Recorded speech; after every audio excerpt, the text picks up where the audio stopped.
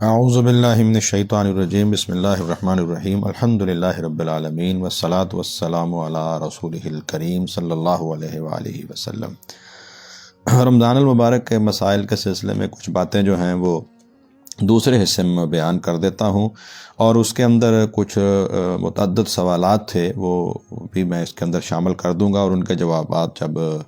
یہاں بیان کر دوں گا تو ان کے جوابات بھی انشاءاللہ العزیز آ جائیں گے۔ ایک صورت یہ ہوتی ہے کہ آدمی جو ہے وہ جیسا کہ میں نے کل کہا تھا کہ وضو کے دوران جو ہے وہ جب آپ نے روزہ رکھا ہوا ہے تو نہ آپ گلے کا غرارہ کریں گے، نہ گلے کے اندر انگلی ماریں گے صفائی کے لیے، اور نہ ناک کے اندر بہت زیادہ مبالغے کے ساتھ پانی چڑھائیں گے۔ غسل کی حالت کے اندر بھی یہی شرط ہے، چاہے وہ عام غسل ہو چاہے فرضی غسل ہو، اگر آپ جو ہیں وہ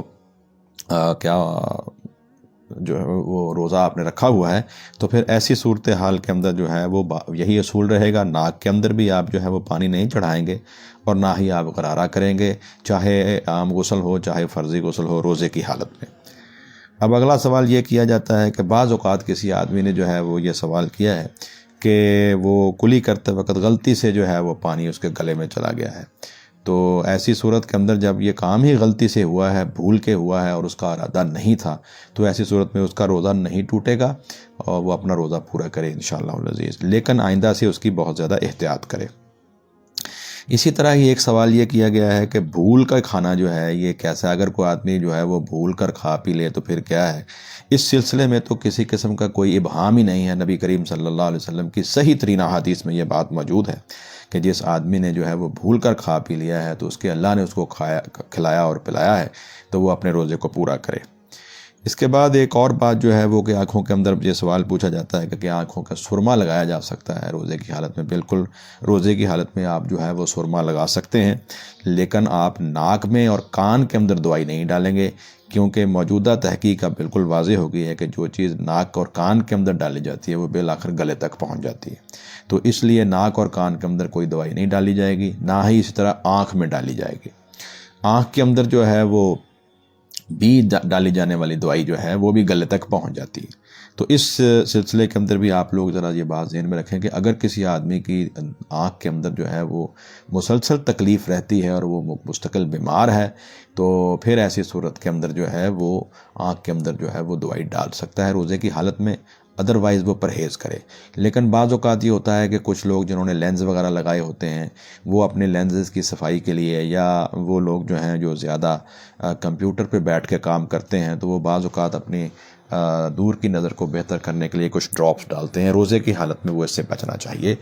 وہ بالکل اس کو نہ ڈالے۔ لیکن اگر کوئی آدمی مستقل بیمار ہو گیا ہے، آنکھ کا اس کو مرض ہے اور رمضان آ گیا ہے اور پھر اس کے بغیر وہ رہ نہیں سکتا، یا ایک آدمی جو ہے وہ مستقل کوئی ڈراپ استعمال کر رہا ہے آنکھ کے، یا اس کا آپریشن ہے اور اس نے جو آپریشن کروایا ہوا ہے اور اس کے ڈراپس جاری ہیں، تو وہ جو ہے وہ آنکھ میں ڈال سکتا ہے، ادروائز وہ پرہیز کرے۔ اسی طرح ہی روزے کی حالت میں یہ کہا گیا ہے کہ اگر طبیعت خراب ہو جائے تو ظاہر ہے ایسی صورت کے اندر جو ہے وہ آپ دوائی تو نہیں لے سکیں گے اور نہ کوئی انجیکشن لگوا سکیں گے، تو پھر طبیعت اگر بہت زیادہ خراب ہو جائے تو پھر روزہ آپ چھوڑ دیجئے اور اس کی جگہ کے اوپر رمضان المبارک کے بعد جو ہے وہ روزہ قضا کر لیجئے، اس کی قضا جو ہے وہ ادا کر دیجئے، یعنی اس کی جگہ پہ ایک روزہ جو ہے وہ آپ رکھ لیجئے، یہ طریقہ کار پھر اس صورت میں ہوگا۔ اسی طرح ہی ایک سوال یہ ہے کہ انسان جو ہے اگر اس کو قے یا الٹی وغیرہ آ جائے تو ایسی صورت میں کیا صورت ہے؟ اس صورت میں یہ بات ذہن میں رکھیے کہ الٹی یا قے کی صورت کے اندر جو ہے وہ بالکل واضح ہے کہ اگر وہ جان بوجھ کر گلے کے اندر اس نے انگلی ڈالی ہے یا جو ہے وہ جان بوجھ کر قے کی ہے تو ایسی صورت کے اندر روزہ جو ہے وہ ختم ہو جائے گا اور اس کی جگہ پر جو ہے وہ اس کو قضا دینی پڑے گی، بلکہ اس کے اوپر اس کو جو ہے وہ توبہ کرنی چاہیے اور آئندہ سے پرہیز کرنی چاہیے، اور اگر خود بخود قے آ جائے تو ایسی صورت کے اوپر روزے کے اوپر کوئی جو ہے وہ فرق نہیں پڑتا۔ اسی طرح ہی حالت نیند کے اندر اگر کسی آدمی کو جو ہے وہ احتلام وغیرہ ہو جائے تو ایسی صورت کے اندر بھی جو ہے وہ روزے پہ کوئی اثر نہیں پڑے گا، وہ اپنا روزہ جو ہے اس کو مکمل کرے گا۔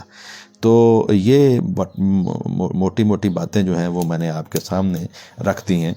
ہاں کوئی آدمی جو ہے اس نے جان بوجھ کر اگر روزہ توڑ دیا ہے، مثال کے طور پر کوئی وجہ بھی نہیں ہے، صحت مند بھی ہے، روزہ رکھ لیا ہے اور اس کے بعد جان بوجھ کر توڑ لیا، تو یہ بہت بڑا کبیرہ گناہ اس نے کیا ہے، اس کو فوراً اللہ رب العزت کے ہاں توبہ کرنی چاہیے۔ لیکن ایسی صورت میں اس کے اوپر صرف قضا ہے، یعنی وہ اس کی جگہ پر رمضان المبارک کے بعد ایک روزہ جو ہے وہ رکھے گا۔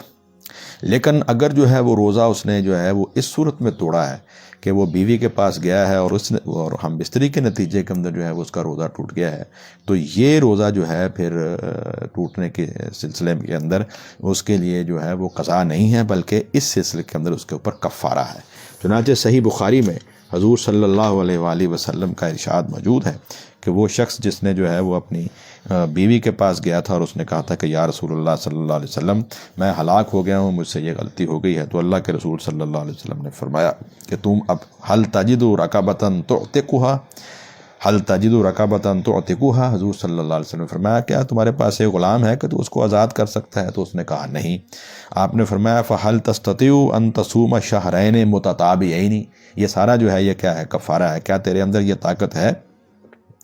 کہ تو 2 مہینے کے لگاتار روزے رکھے؟ اس نے کہا نہیں۔ تو پھر فرمایا فہل تجد اطعام 60 مسکینا، کیا تمہارے اندر یہ طاقت ہے کہ تم 60 مساکین جو ہیں ان کو کھانا کھلا سکتے ہو؟ تو یہ 3 سوالات حضور صلی اللہ علیہ وآلہ وسلم نے فرمائے ہیں۔ تو روزے کا پھر ایسی صورت کے اندر جو کفارہ ہے وہ ایک غلام آزاد کرنا ہے یا 2 مہینے کے مسلسل لگاتار روزے ہیں۔ یہ یاد رکھیے، یہ شہرین متتابعین، اس کا معنی یہ ہوتا ہے کہ ایک روزہ اگر درمیان میں رہ گیا تو پھر دوبارہ سے آپ کو شروع کرنے پڑیں گے، تو اس لیے اس کے اوپر بہت زیادہ احتیاط کی ضرورت ہے۔ اور تیسری صورت جو ہے وہ یہ ہے کہ پھر آپ اگر یہ دونوں کام نہیں کر سکتے تو پھر 60 مساکین کو جو ہے وہ آپ کھانا کھلا دیجیے گا، تو ایسی صورت میں یہ کفارہ ادا ہو جائے گا۔ یہ اس صورت میں ہے اگر آپ جو ہے وہ بیوی کے پاس جا کے جو ہے وہ جانے کی وجہ سے آپ کا روزہ ٹوٹتا ہے، تو وہاں پر توبہ بھی ہے اور کفارہ بھی ہے۔ اس کے علاوہ جو ہے وہ روزے کے سلسلے کے اندر جو ہے وہ ایک بات یہ پوچھی جاتی ہے کہ ایک آدمی جو ہے اس نے تراویح وغیرہ پڑھ لی اور سو گیا ہے، تو اب باقی رات جو ہے اس کا کیا بنے گا؟ یہ دیکھیے، ایک بات یاد رکھیے کہ نبی صلی اللہ علیہ وسلم سے جو روایت امام ترمذی نے صحیح سند کے ساتھ، اس کو خیر امام ابو داؤد نے بھی لکھا ہے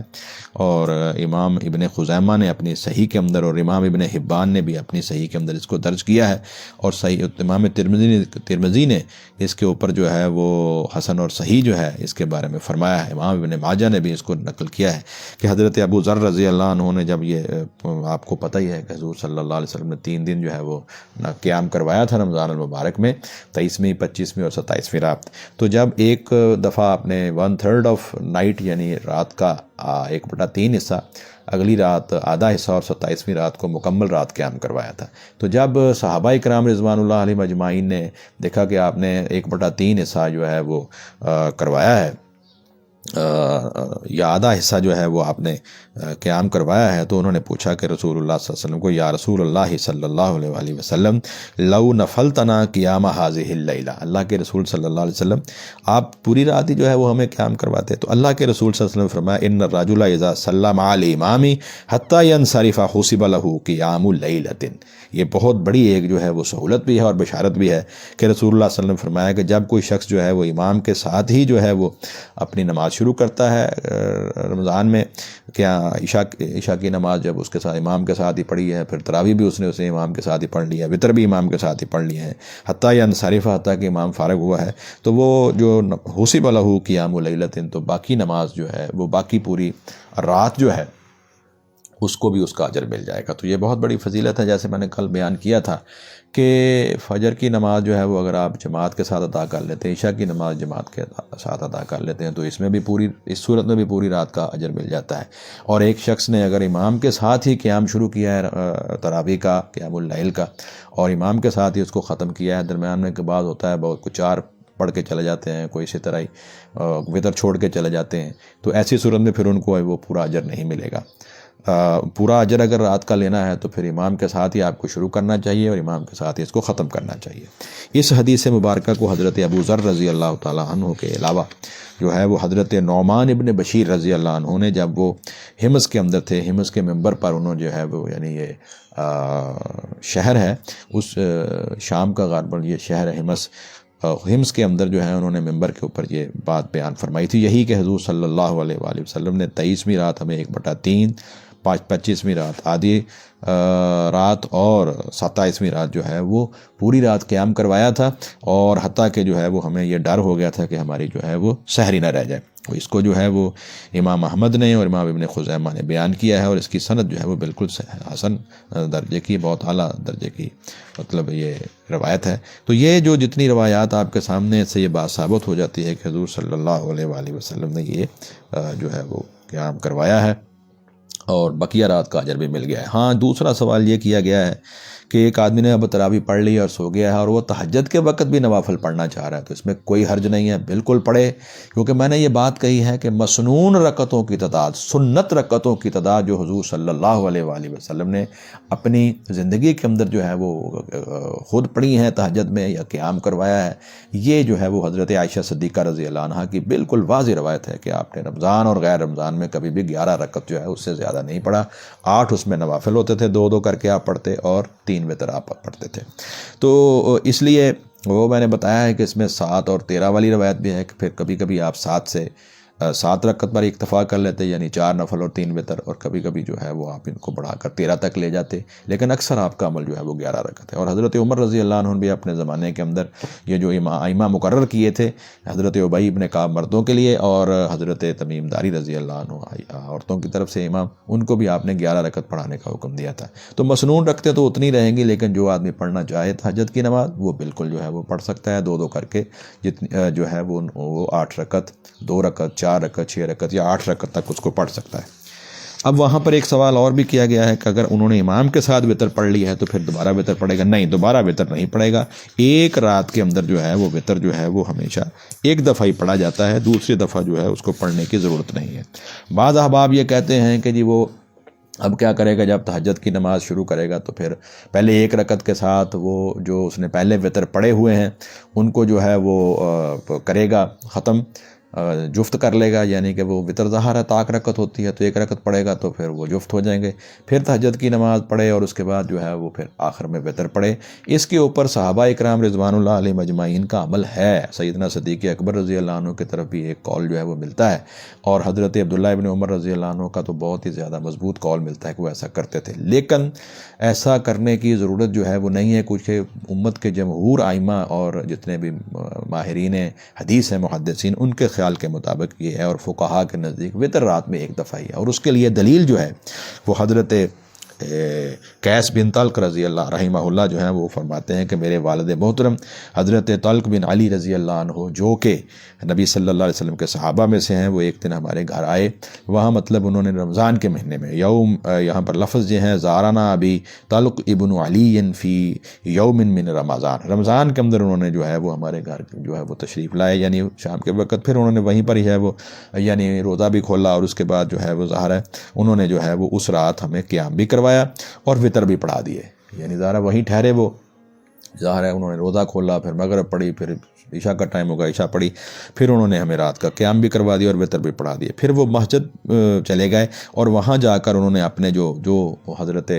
انتظار کر رہے تھے حضرت طلق ابن علی رضی اللہ عنہ کے ساتھی فصلی باصحابہ، تو وہاں پر بھی جو انہوں نے جو ہے وہ نماز ان کو پڑھائی، حتیٰ باقی الوتر، جب وتر کی جب نماز رہ گئی تو ثم قدم رجلا، تو انہوں نے ایک آدمی کو آگے بڑھا دیا، اور فقال له اوتر بہم، انہوں نے کہا ایک اور امام کو کہ آپ ان کو وتر پڑھا دیجئے، فإنی سمعت رسول اللہ صلی اللہ علیہ وسلم یقول لا وتران فی لیلۃ، آپ نے فرمایا کہ میں نے رسول اللہ صلی اللہ علیہ وسلم سے سنا ہے کہ ایک رات کے اندر 2 دفعہ وتر نہیں ہوتے۔ تو اس کی سند صحیح ہے، امام ترمذی رحمہ اللہ نے، ابن خزیمہ نے، ابن حبان نے اور حافظ ابن حجر نے بھی اس کو حسن کہا ہے۔ تو یہ مطلب اس کی دلیل میں سے یہ بات ثابت ہوتی ہے کہ آپ کو دوسری دفعہ وتر پڑھنے کی ضرورت نہیں ہے، جو آدمی سو گیا ہے دوبارہ اٹھ کے تہجد کے نوافل پڑھ سکتا ہے، اور اس کو وتر پڑھنے کی ضرورت نہیں ہے اگر اس نے امام کے ساتھ پہلے وتر پڑھ لی ہے۔ یہ تفصیل بھی جو ہے وہ یہاں پر آ گئی ہے۔ اس کے بعد ایک بڑی اہم بات یہ ہے تراویح کی جماعت کے سلسلے کے اندر میں نے بتایا تھا کہ لوگوں نے جو ہے وہ کچھ باتیں جو ہے وہ یہ بات مشہور کی ہوئی ہے کہ شاید حضرت عمر رضی اللہ عنہ نے اس کو جاری کیا تھا، ایسا بالکل نہیں ہے۔ حضرت عمر رضی اللہ تعالیٰ عنہ نے صرف اتنا کیا تھا کہ لوگ جو مختلف اماموں کے پیچھے پڑھتے تھے ان کو ایک ہی مسجد کے اندر پڑھتے ہوئے آپ نے ایک امام کے پیچھے کر دیا تھا، بس حضرت عمر رضی اللہ عنہ نے ایسا کیا تھا، اور اس کے اوپر بڑی مضبوط دلائل موجود ہیں۔ دیکھیے حضرت ابو ذر غفاری اور حضرت نعمان ابن بشیر رضی اللہ عنہ کی روایت کے مطابق نبی صلی اللہ علیہ وآلہ وسلم نے باقاعدہ طور پر جو ہے وہ 3 دن جب جماعت کے ساتھ یہ نماز پڑھائی ہے تو پھر آخر میں اس کی وجہ بیان کر دی ہے کہ میں نے اس لیے چوتھی رات نہیں آیا کہ تمہارا شوق دیکھ کر مجھے خدشہ ہوا کہ کہیں یہ نماز فرض نہ ہو جائے، اور اگر یہ نماز جو ہے فرض ہو جاتی تو تمہارے لیے پھر مشکل ہو جاتی۔ تو یہ تو وجہ صاحب سمجھ آ رہی ہے۔ لیکن وہ صحابہ اکرام رضوان اللہ علیہم اجمعین جنہوں نے تہجد کی نماز کی جماعت حضور صلی اللہ علیہ وسلم کے ساتھ جو ہے وہ پڑھی، اور جماعت حضور نے جماعت کی شکل میں آپ کے ساتھ کھڑے ہو کر انہوں نے روایت کیا ہے، ان میں حضرت حذیفہ رضی اللہ عنہ ہیں، حضرت عبداللہ ابن مسعود رضی اللہ عنہ ہیں، حضرت عبداللہ ابن عباس رضی اللہ تعالیٰ عنہ ہیں۔ تو یعنی عام حالات کے اندر بھی رمضان کے علاوہ حضور صلی اللہ علیہ وسلم نے تہجد کی جماعت کروائی ہے۔ اسی طرح وہ صحابہ اکرام جنہوں نے رمضان المبارک میں جماعت سے قیام اللیل حضور صلی اللہ علیہ وسلم سے روایت کیا ہے، ان کو وہ علیحدہ میں نے آپ کے سامنے بیان کر دیا، لیکن پھر بتاتا ہوں۔ ان میں حضرت زید ابن ثابت انصاری رضی اللہ عنہ،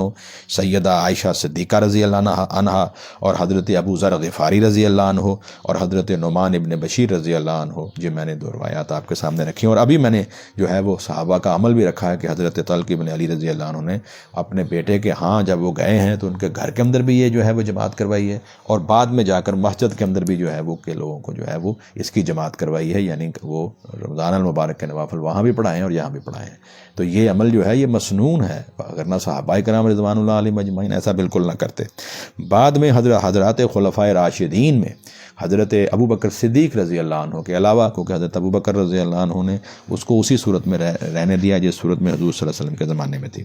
بعد میں حضرت عمر رضی اللہ عنہ نے باقاعدہ طور پر جو ہے وہ اس کی جماعت کا اہتمام فرمایا، امام مقرر کیے۔ حضرت عثمان غنی رضی اللہ عنہ نے ایسا کیا، اور پھر جناب حضرت علی مرتضیٰ رضی اللہ عنہ نے بھی اپنے زمانے کے اندر ایسے کیا۔ اگر یہ بات جو ہے وہ صرف حضرت عمر نے کی ہوتی اور باقی صحابہ کو چاہیے تھا کہ پھر حضرت عمر رضی اللہ عنہ کے اس فعل کے اوپر جو ہے وہ یقیناً کوئی نہ کوئی تنقید کرتے، لیکن یہ بات جو ہے وہ حضرت عمر رضی اللہ عنہ کے وہ سمجھتے تھے کہ یہ رسول اللہ صلی اللہ علیہ وسلم کے زمانہ مبارک سے یہ سنت چلتی آ رہی ہے۔ فرق صرف یہ ہے کہ اس زمانے کے اندر جو ہے وہ لوگوں کی تعداد بڑھنے کی وجہ سے آپ نے امام مقرر کر دیے۔ چنانچہ میں آپ کے سامنے ایک روایت بیان کرتا ہوں جس کو کنز العمال میں حدیث نمبر 23,477 اور حدیث نمبر 23,479 بیان کیا گیا ہے۔ اس کے اندر بھی یہ واقعہ ہے کہ حضرت علی رضی اللہ عنہ نے ایک دفعہ فرمایا کہ میں نے حضرت عمر رضی اللہ عنہ کو قیام رمضان یا نماز تراویح کی ترغیب دی، اور انہیں بتایا کہ 7ویں آسمان کے اوپر ایک جو ہے وہ ایسی جگہ ہے جسے حضیرت القدس یعنی قدسیوں کے اجتماع کا مقام کہا جاتا ہے، یعنی فرشتے وہاں اکٹھے ہوتے ہیں۔ یہاں جو ہستیاں رہتی ہیں انہیں روح کہا جاتا ہے۔ جب شب قدر ہوتی ہے تو یہ قدسی اللہ تعالیٰ سے دنیا کی طرف جانے کی اجازت طلب کرتے ہیں، انہیں اجازت دے دی جاتی ہے، پھر جہاں کہیں بھی انہیں کوئی نماز پڑھتا ہوا یا راستے میں سفر طے کرتا ہوا مل جاتا ہے، اس لیے اس کے لیے دعا کرتے ہیں جس کی برکت اس شخص کو حاصل ہو جاتی ہے۔ یہ سن کر سیدنا عمر رضی اللہ عنہ نے فرمایا، اے ابو الحسن یعنی حضرت علی رضی اللہ عنہ کو مخاطب کیا، ہم بھی لوگوں کو قیام کی ترغیب دیں تاکہ انہیں بھی برکت حاصل ہو۔ آپ نے یہ کہہ کر لوگوں کو قیام یا نماز تراویح باجماعت کا جو ہے وہ اہتمام فرمایا اور ان کو حکم دیا، یعنی آپ نے پھر یہ چاہا کہ جب یہ ایسا کام ہے تو ہم اس کو اجتماعی طور پر کیوں نہیں کرتے کہ سارے مسلمان اس میں شامل ہو جائیں۔ چنانچہ حضرت عمر رضی اللہ عنہ نے پھر ایسا کیا، اور اس کی تفصیل جو ہے وہ میں نے آپ کے سامنے بتا دی ہے۔ اس لیے حضرت علی رضی اللہ عنہ اس سلسلے میں ہمیشہ پوری زندگی حضرت عمر رضی اللہ عنہ کا ذکر خیر کرتے تھے۔ چنانچہ آتا ہے کہ روایات کے اندر اسی حدیث میں آتا ہے کہ حضرت علی رضی اللہ عنہ ایک دفعہ رمضان المبارک کی پہلی شب مسجد میں تشریف لائے تو آپ نے دیکھا کہ قندیلیں روشن ہیں اور قرآن پاک کی تلاوت ہو رہی ہے۔ یہ دیکھ کر بے ساختہ آپ کی آواز زبان سے یہ نکلا، اے ابن الخطاب یعنی عمر رضی اللہ عنہ کے بارے میں کہا، اللہ تعالیٰ تیری قبر کو بھی اسی طرح منور کر دے جس طرح تو نے اللہ کی مسجدوں کو قرآن کی تلاوت سے منور کر دیا ہے۔ یہ حضرت علی مرتضیٰ رضی اللہ عنہ کا قول ہے اور آپ کا ارشاد مبارک ہے جناب سیدنا عمر رضی اللہ عنہ کے بارے میں۔ تو یہ کہنا کہ یہ حضرت عمر رضی اللہ عنہ نے شروع کی ہے اور یہ دین کے اندر نیا کام نعوذ باللہ من ذالک، بالکل یہ غلط بات ہے۔ غلط بات جو ہے وہ حضرت عمر کی طرف منسوب کی جا رہی ہے۔ حضرت عثمان رضی اللہ عنہ کا پھر اسی طرح ائمہ کو مقرر کرنا، جناب علی مرتضیٰ رضی اللہ عنہ کا مقرر کرنا اس بات کی دلیل ہے کہ یہ عمل جو ہے وہ صحابہ اکرام رضوان اللہ علیہم اجمعین کے ہاں، اور خاص طور پر حضرات خلفائے راشدین رضوان اللہ علیہم اجمعین جناب عمر فاروق، عثمان غنی اور علی مرتضیٰ رضوان اللہ علیہم اجمعین کے ہاں یہ عمل مسنون تھا۔ چنانچہ یہ جو پہلی حدیث میں آپ کے سامنے ایک رکھتا ہوں، اس کو امام ابن ابی شیبہ نے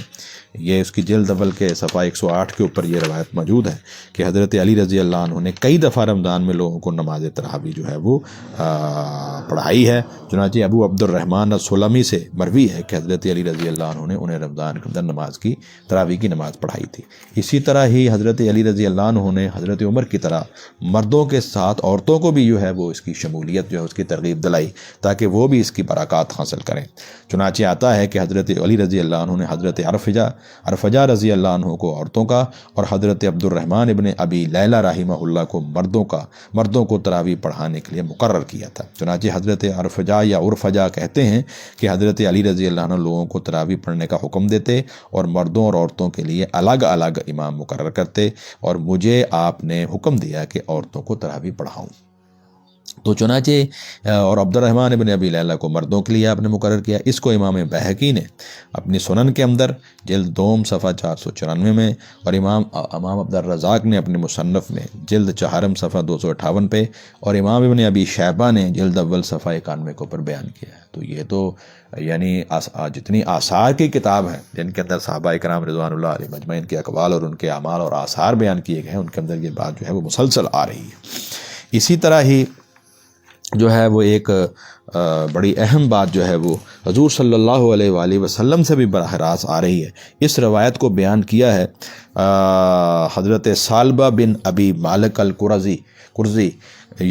رضی اللہ تعالیٰ عنہ۔ حضرت ثعلبہ بن ابی مالک رضی اللہ عنہ جو ہیں وہ رسول اللہ صلی اللہ علیہ وسلم کے صحابہ میں سے ہیں۔ اس حدیث مبارکہ کو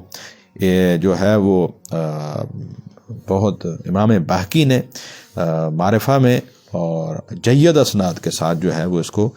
بیان کیا ہے، اور اس کے جو ہیں وہ شواہد جو ہیں وہ اور کتابوں کے اندر بھی موجود ہیں۔ تو یہ حضرت ثعلبہ بن ابی مالک فرماتے ہیں کہ قال خرج رسول اللہ صلی اللہ علیہ وسلم ذات لیلۃ فی رمضان، نبی صلی اللہ علیہ وآلہ وسلم رمضان کے اندر جو ہے وہ ایک رات نکلے تو آپ نے دیکھا فرآ ناسا فی ناحیۃ المسجد، مسجد کے ایک کنارے کے ایک سائیڈ کے اوپر جو ہے وہ لوگ جو ہیں ان کو دیکھا یصلون، نماز پڑھ رہے ہیں۔ تو فرمایا رسول اللہ صلی اللہ علیہ وسلم نے فقال ما یصنع ہؤلاء، یہ لوگ کیا کر رہے ہیں؟ قال قائل، ایک آدمی نے کہا یا رسول اللہ صلی اللہ علیہ وسلم، اللہ کے رسول صلی اللہ علیہ وسلم، ہؤلاء ناس لیس معهم القرآن، اللہ کے رسول صلی اللہ علیہ وسلم یہ وہ لوگ ہیں کہ یہ قرآن مجید زبانی نہیں پڑھ سکتے، یعنی یہ قرآن مجید کے حافظ نہیں ہیں۔ وابی بن کعب یقرؤہم، تو حضرت ابی بن کعب جو ہیں وہ ان کو ان کی امامت کر رہے ہیں یا ان کو قرات جو ہے وہ کر کے سنا رہے ہیں۔ معہ یصلون بصلاتہ، اور حضرت ابی بن کعب کے ساتھ جو ہیں یہ لوگ نماز ادا کر رہے ہیں۔ قال قد احسنوا وقد اصابوا، حضور صلی اللہ علیہ وسلم نے فرمایا کہ انہوں نے بہت اچھا کیا ہے اور یہ بالکل صحیح وقد اصابوا، انہوں نے جو ہے وہ صحیح عمل کیا ہے۔ اس کو امام بہقی نے فی المعرفہ بیان کیا ہے، وہ اسنادہ جید، اور اس کی اسناد بڑی جو ہے وہ بہترین ہے۔ تو یہ جو عمل یہ حدیث مبارکہ بھی ثابت کرتی ہے کہ حضور صلی اللہ علیہ وسلم کے سامنے، ویسے تو میں نے تفصیل کے ساتھ بیان کر دیا ہے کہ کن صحابہ نے تہجد کی نماز جو ہے وہ بیان کی ہے، کنہوں نے جو ہے وہ رمضان المبارک کے قیام اللیل کو روایت کیا ہے اور بعد میں اس کے اوپر عمل بھی کیا ہے، اور سیدنا عمر فاروق، عثمان غنی اور علی مرتضیٰ رضی اللہ عنہ کے میں نے پورے عمل جو ہے وہ آپ کے سامنے بیان کر دیے ہیں، اور وہ امام جو انہوں نے مقرر کیے ہیں ان کے بارے میں بتایا ہے، اور یہ روایت میں نے آپ کے سامنے بیان کر دی ہے کہ حضور صلی اللہ علیہ وسلم نے بھی آپ جو ہے اس عمل سے منع نہیں کیا۔ تو یہ عمل وہی ہے جو نبی صلی اللہ علیہ وسلم کے زمانے میں ہوتا رہا ہے، فرق صرف اتنا ہے کہ نبی کریم صلی اللہ علیہ وآلہ وسلم کی ذات مبارکہ نے اس کی فرضیت کے خوف کے پیش نظر کہ امت پر تنگی نہ ہو جائے آپ نے دوبارہ جماعت نہیں کروائی۔ تو لوگوں کو جس کا اہتمام کرنا چاہیے، اور وہ آدمی جن کو قرآن مجید کے اوپر اللہ رب العزت نے کمانڈ دیا ہے، وہ خود قرآن مجید کے حافظ ہیں، اچھی قرات کرتے ہیں، خود پڑھتے ہیں، پڑھ سکتے ہیں، ٹھیک ہے، وہ اگر انفرادی طور پر تہجد کے وقت اٹھ کے پڑھنا چاہتے ہیں تو بہت ہی افضل اور بہتر اور مستحسن عمل ہے، لیکن وہ لوگ جو قرآن مجید کے حافظ نہیں ہیں ان کو جو ہے وہ جماعت میں شامل ہونا چاہیے، اور ایسے حفاظ الحمدللہ آج کل موجود ہیں جو بہت اچھی اور خوبصورت آواز میں جو ہے وہ قرآن مجید سنا رہے ہیں، یہ سننا چاہیے، اس سے جو ہے وہ قیام اللیل کا اجر بھی آپ پائیں گے، اور قرآن حکیم کے ساتھ آپ کی وابستگی اور محبت بھی بڑھے گی، اور ایمان میں اضافہ بھی ہوگا۔ یہ اس کے بعد آخری حصہ جو ہے وہ سوال ہے کہ ایک سوال آیا تھا کہ رمضان المبارک کا اصل مقصد کیا ہے اور اس سے ایمان کی مضبوطی جو ہے وہ کیسے حاصل کی جا سکتی ہے۔ یہ سوال تو بالکل کلیئر ہے کہ اب یہ مقصد تو قرآن حکیم نے خود ہی بیان کر دیا ہے کہ ہم نے جو ہے وہ آپ کے اوپر یا ایھا الذین آمنوا کتب علیکم الصیام کما کتب علی الذین من قبلکم لعلکم تتقون، تاکہ تمہارے اندر پرہیزگاری اور تقوی پیدا ہو۔ اور یہ تمہارے اوپر ہی رمضان فرض نہیں ہوا روزے، بلکہ اس سے پہلے بھی روزے جو ہیں وہ دوسری امتوں کے اوپر بھی فرض رہے ہیں، نفلی اور فرضی دونوں حالتوں میں۔ جب ہمارا انشاءاللہ العزیز قرآن حکیم کا درس جو ہے وہ سورہ البقرہ کا یہاں پہنچے گا تو اس میں پھر اس میں ساری تفصیل جو ہے وہ رمضان المبارک کے بارے میں دوبارہ بیان کر دی جائے گی۔ اور تو یہاں مراد جو ہے وہ یہ ہے کہ تقوی اور پرہیزگاری ہے۔ تو دیکھیے یہ جو ایمان اور اعمال صالحہ ہیں یہ لازم ملزوم ہوتے ہیں، یہ پارٹ اینڈ پارسل ہیں۔ انسان کا عمل صالح ایمان کے بغیر قبول نہیں ہوتا، اور کوئی بھی جو عمل جو ہے کیا اسے کہتے ہیں عمل، وہ اس کے ایمان کے اندر اضافے کا سبب بنتا ہے۔ چنانچہ سورہ فاطر کے اندر اللہ رب العزت نے اس بات کو جو ہے وہ یہ بیان فرمایا ہے، وہ میں آپ کے سامنے ابھی آیت مبارکہ سامنے رکھ کے بیان کر دیتا ہوں کہ جس طرح کے ایمان کے بغیر انسان کا عمل جو ہے وہ عمل صالح یا نیک عمل نہیں بنتا، اسی طرح ہی اس ایمان کی بھی کوئی قدر و منزلت نہیں ہے جس کے اندر جو ہے وہ اعمال صالحہ شامل نہ ہوں۔ تو اعمال صالحہ جو ہے وہ جب انسان کرتا جاتا ہے تو پھر وہ اس کے ایمان کے اندر جو ہے وہ اضافے کا سبب بنتا ہے۔ چنانچہ ایک جگہ پر اللہ رب العزت نے یہ فرمایا ہے، آیت مبارکہ سورہ فاطر کی 35 نمبر صورت اور آیت مبارکہ نمبر 10 میں ہے، من کان یرید العزت فللہ العزت جمیعا، جو آدمی جو ہے وہ عزت کا متلاشی ہے۔ یہ منافقین جا کر جو ہے وہ یہود و نصارہ اور غیر مسلموں سے اور دوسروں کے ہاں جا کے جو ہے وہ دنیاوی مفادات کے لیے اپنے تعلقات بناتے ہیں تاکہ ان کی عزت میں اضافہ ہو۔ ایسا نہیں ہے، جو کوئی عزت چاہتا ہے فللہ العزت جمیعا، ساری کی ساری عزت تو اللہ کے اختیار میں ہے۔ الیہ یصعد الکلم الطیب، یہ بہت اور کلم جتنے بھی طیب کلمات ہیں وہ اسی کی طرف چڑھتے ہیں، کلمہ لا الہ الا اللہ اور اشہد ان لا الہ الا اللہ وحدہ لا شریک لہ اشہد ان محمدا عبدہ ورسولہ، یہ شہادتین یہ سارے کیا ہیں؟ کلمات طیبات ہیں، کلمہ طیب، کلم الطیب جو ہیں جتنے بھی، اور اسی طرح ہی سبحان اللہ والحمدللہ ولا الہ الا اللہ واللہ اکبر ولا حول ولا قوۃ الا باللہ العلی العظیم، سبحان اللہ وبحمدہ سبحان اللہ العظیم، اور جتنے ذکر و اذکار مسنون حضور صلی اللہ علیہ وسلم نے بیان فرمائے، یہ سارے کیا ہیں؟ یہ سارے جو ہیں وہ کلمات طیبات ہیں، کلمہ الکلم الطیب۔ اللہ فرماتے ہیں کہ وہ اسی کی طرف چڑھتے ہیں۔ آگے دیکھیے پھر والعمل الصالح یرفعہ، اور عمل صالح جو ہے وہ پھر اس کلمہ طیب کو اٹھاتا ہے، اس کو اور لے کے اوپر جاتا ہے۔ والذین یمکرون السیئات لہم عذاب شدید ومکر اولئک هو یبور، یہ مضمون اور ہے۔ تو یہاں پر جو ہے وہ دیکھیے الیہ یصعد الکلم الطیب والعمل الصالح یرفعہ، تو اس کا مطلب یہ دونوں لازم ملزوم ہیں۔ جیسے اعمال صالحہ کے لیے کلمہ طیبہ کا اقرار جو ہے وہ ایمان ضروری ہے، اسی طرح ایمان کی بڑھوتری کے لیے، اس کو بڑھانے کے لیے جتنا آپ اعمال صالحہ کر سکتے ہیں وہ کریں۔ اور اس کے اندر سب سے بڑی بات جو ہے وہ یہ ہے کہ انسان جو ہے وہ کبائر سے بچتا رہے، کبیرہ گناہ نہ کرے، حرام سے بچتا رہے، اور اپنے فرائض اور اپنے نوافل زیادہ سے زیادہ ادا کرے تو اس کا ایمان بڑھتا رہتا ہے اور مضبوط ہو جاتا ہے۔ اور رمضان المبارک جو ہے وہ اس سلسلے میں نے کہا ہے کہ ایمان کی ورکشاپ ہے، اعمال صالحہ کا جو ہے وہ کیا کہتے ہیں کہ یہاں جو ہے وہ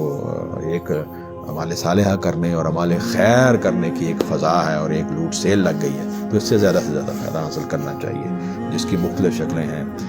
فرائض یعنی فرضی نمازوں کو اول وقت میں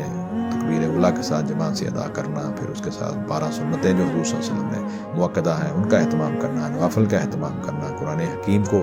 جو ہے وہ پڑھنا، پڑھانا، سننا، سنانا، اور ذکر و اذکار کرنا، قرآن مجید کی تفسیر کو پڑھنا بھی اور اس کو سننا بھی، اور اسی طرح جو ہے وہ تراویح اور تہجد کا اہتمام کرنا، یہ وہ چیزیں۔ اور اسی طرح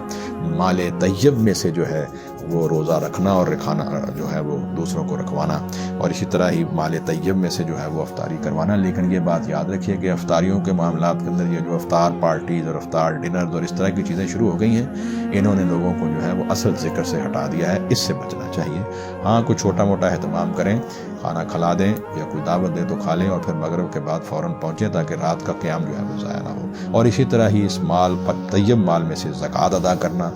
لوگوں کے جو ہے ان کے لیے نفلی صدقہ جو ہے وہ دینا، اور اسی طرح صدقۃ الفطر یا فطرانہ ادا کرنا، یہ وہ اعمال صالح ہیں رمضان المبارک میں۔ اور اسی طرح ہی اگر کسی کو اللہ نے توفیق دی ہے تو وہ آخری عشرے کے اندر اعتکاف میں بیٹھے۔ یہی وہ چیزیں ہیں جو انسان کے تقویٰ میں اور انسان کے جو ہے وہ ایمان میں مضبوطی کا باعث بنیں گی۔ اللہ رب العزت ہمیں صحیح معنوں میں قرآن حکیم جو ہے اس کو سمجھنے کی بھی توفیق عطا فرمائے، اس کو سمجھانے کی توفیق عطا فرمائے، اور اسی کے ساتھ اور اسی طرح ہی رمضان المبارک کی صحیح برکات ہمیں نصیب فرمائے، اور اللہ تعالی ہمیں ان لوگوں سے بچائے جن کے بارے میں حضور نے فرمایا ہے کہ وہ لوگ بڑے ہی بدقسمت ہیں، بدبخت ہیں، جو ہے وہ رمضان المبارک کی برکات سے محروم رہ جائیں۔ اللہ تعالی ہمیں ان سے بچائے، اور اللہ رب العزت رمضان المبارک کی برکات ہمیں جو ہے وہ حاصل کرنے کی توفیق عطا فرمائے، اور ان کے لیے اسی محنت کو قبول فرمائے، اور ہمارے لیے ذریعہ نجات فرمائے، اور ہمارے لیے جو ہے وہ ذریعہ نجات بنائے۔ تو یہ دوسرے حصے کے اندر میں نے کافی چیزیں جو ہے وہ مسائل کے طور پر بیان کر دی ہیں۔ اگر جو ہے وہ کچھ باتیں رہ گئی ہیں، ظاہر ہے کہ مسائل جو ہیں وہ انسانوں کے ذہن کے اندر جو ہے وہ آتے رہتے ہیں، اور کچھ چیزیں ایسی ہوتی ہیں جو واقعتاً ہی بیان کرنے والی ہوتی ہیں لیکن رہ جاتی ہیں، تو اس کے لیے جو ہے وہ اپنے قریبی علماء سے رجوع کر سکتے ہیں۔ اللہ آپ کو جزائے خیر عطا فرمائے۔ سبحانک اللہم و بحمدک، نشہد ان لا الہ الا انت، نستغفرک و نتوب الیک۔ والسلام علیکم ورحمۃ اللہ وبرکاتہ۔